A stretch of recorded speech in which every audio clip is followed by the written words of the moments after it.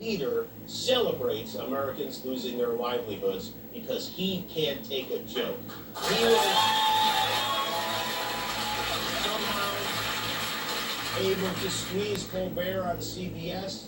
Then he turned his sights on me, and now he's openly rooting for NBC to fire Jimmy Fallon and Seth Meyers and the hundreds of Americans who work for their shows who don't make millions of dollars. And I hope that if that happens, or if there's even any hint of that happening, you will be 10 times as loud as you were this week.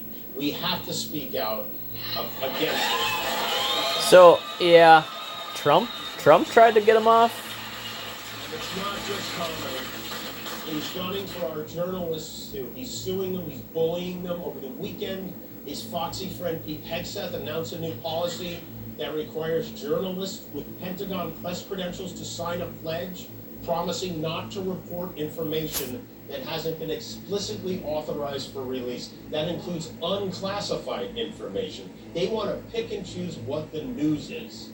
I know that's not as interesting as muzzling a comedian, but it's so important to have a free press, and it is nuts that we aren't paying more attention to it.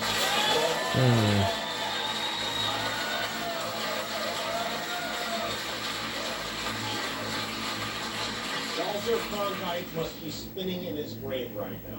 He's dead, right? Look, I never imagined I would be in a situation like this. I barely paid attention in school.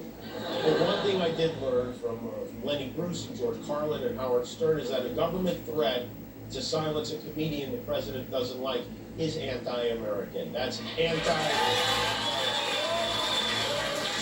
we have some solidarity on that from the right and the left and from those in the middle like Joe Rogan. Maybe the silver lining from this is we found one thing we can agree on, and maybe we'll even find another one. Maybe we can get a little bit closer together. We do agree on a lot of things. We agree on keeping our children safe from guns, on reproductive rights for women, Social Security,